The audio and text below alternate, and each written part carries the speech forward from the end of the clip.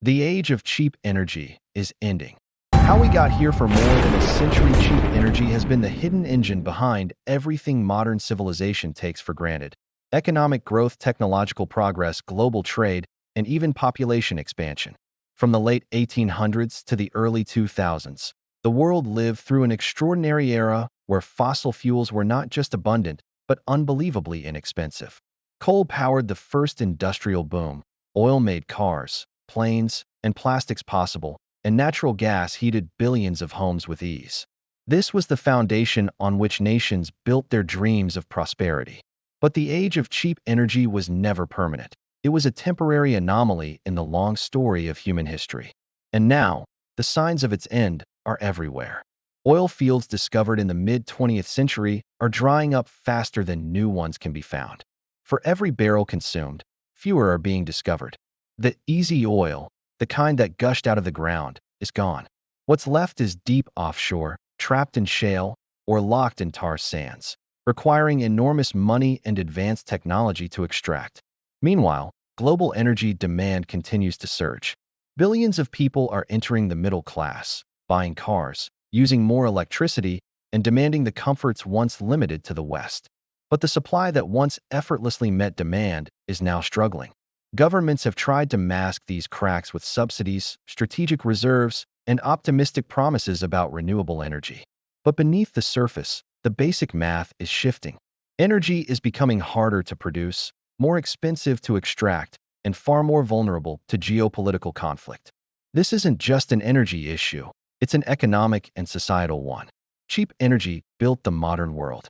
And as it disappears, so does the stability we've always assumed was normal.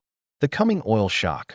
Why the world can't drill its way out for decades. The global economy operated under the assumption that oil would always be available at a reasonable price. This belief shaped industries, transportation networks, and national policies. But that assumption is no longer valid. The world is approaching an oil shock unlike anything modern civilization has seen, and drilling more will not solve the problem. The first challenge is depletion. Many of the largest, easiest to access oil fields were discovered and exploited in the 20th century. These supergiant fields provided enormous amounts of energy at minimal cost. Today, most of these fields are in decline, producing far less than they once did. New discoveries are smaller, harder to reach, and far more expensive to develop. Technology has allowed some extraction from difficult sources, deep water wells, tar sands, and shale formations. But these methods come with significant drawbacks. They require massive investment, specialized equipment, and huge energy input. The energy returned on energy invested, ROI, is falling. In simpler terms, we are spending more energy to get less usable energy. This is unsustainable. Geopolitical factors make matters worse. Many of the remaining oil reserves are concentrated in politically unstable regions. Wars, sanctions, and regional conflicts can disrupt supply in ways that were rare during the era of abundant, cheap oil. Meanwhile, global demand is accelerating. Emerging economies, growing populations, and increasing industrialization mean the world needs more oil, not less. But with supply stagnating and extraction costs rising, prices are under upward pressure, and volatility is inevitable. The truth is stark: drilling more won't save us. The era of abundant, cheap oil is over.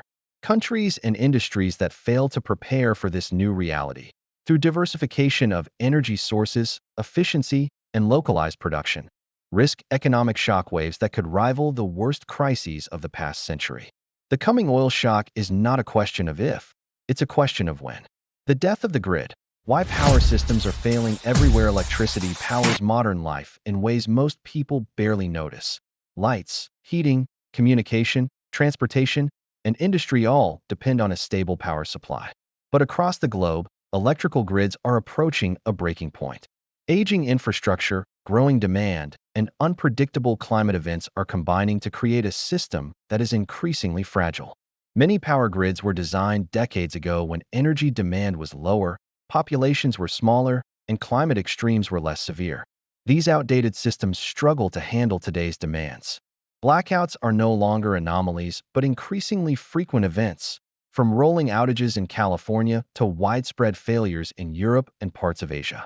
Each blackout exposes the vulnerability of a system that modern society takes for granted. Rising energy demand exacerbates the problem. With more electric vehicles, more digital devices, and higher standards of living, cities and nations are consuming electricity faster than grids can reliably supply. Peaks in demand during heat waves or cold snaps can overwhelm even advanced networks, triggering cascading failures. Meanwhile, climate change adds a new layer of instability. Hurricanes, wildfires, floods, and extreme temperatures are directly damaging infrastructure.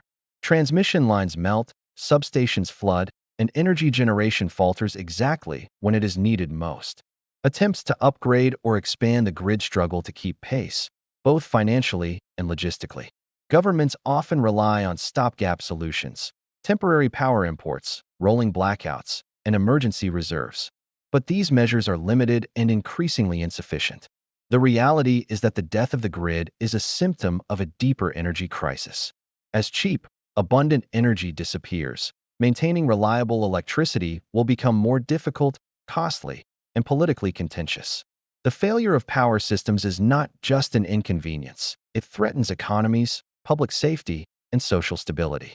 The world is entering an era where reliable electricity can no longer be taken for granted, and entire nations may face the consequences of unpreparedness. Renewable energy's hard truth. Why it can replace fossil fuels fast enough. Renewable energy has long been promoted as the ultimate solution to the world's energy crisis. Solar panels, wind farms, and batteries promise a future of clean, limitless power. But the reality is far more complex and far more alarming. While renewables are growing, they cannot scale quickly enough to replace the massive amounts of energy currently supplied by fossil fuels. The first challenge is scale. Global energy consumption is staggering. The world uses more than 600 exajoules of energy annually, most of it from oil, coal, and natural gas. Replacing even a fraction of that with solar or wind requires an enormous amount of land, raw materials, and infrastructure. Mining for lithium, cobalt, and rare earth metals, essential for batteries and solar panels, creates its own environmental and geopolitical challenges. Intermittency is another major limitation. Solar energy only works when the sun shines. Wind turbines only generate power when the wind blows. Energy storage technologies like batteries are improving, but they are still far from capable of bridging the gap for weeks or months during periods of low generation. This intermittency makes renewables unreliable as the sole foundation of a global energy system. Furthermore, the transition speed is unrealistic. Building enough renewable infrastructure to replace fossil fuels globally would require unprecedented coordination, investment, and resources. Current political, economic, and supply chain constraints make it unlikely that this can happen in time to prevent energy shortages. Finally, even with full deployment, renewables may not meet peak energy demands. Heavy industries, transportation, and urban centers rely on stable, high-capacity power that fossil fuels have historically provided. The hard truth is clear. Renewables alone cannot prevent the looming energy crunch. While they are part of the solution, the world must confront the reality that fossil fuel decline is inevitable. And adaptation strategies, from efficiency to energy rationing, will be required to survive the coming energy crisis. Life after cheap power. How societies will be forced to adapt as cheap, abundant energy fades. Societies will face a profound transformation. The conveniences and systems we take for granted, constant electricity, global trade, high-speed transport, will no longer be guaranteed. People, businesses, and governments must adapt or risk severe economic and social consequences. One immediate impact will be on daily life. Blackouts may become common, forcing households and cities to ration electricity. Heating, cooling, and lighting will no longer be constant, reshaping how people live and work. Industries that rely heavily on energy, such as manufacturing, data centers, and transport, will face rising costs, leading to slower production, layoffs, and economic contraction. Urban centers may also be affected. Cities dependent on a constant energy supply could see shortages in water, public transportation, and food distribution. People may migrate towards smaller towns or rural areas that can more feasibly manage local energy generation. Localized energy economies, microgrids, solar communities, and small-scale storage will become increasingly important. Global trade will shift as well. Countries heavily reliant on cheap imported energy may see their economies contract, while nations investing in energy independence could gain strategic advantages. Scarce energy may drive conflict, both within and between nations, as competition for resources intensifies. Ultimately, life after cheap power will demand resilience, efficiency, and adaptability. Societies that plan ahead, diversifying energy sources, improving infrastructure, and adopting sustainable practices will survive and possibly thrive. Those unprepared will experience disruption, decline, and instability. The era of limitless, inexpensive energy is ending, and humanity must face the consequences before it's too late.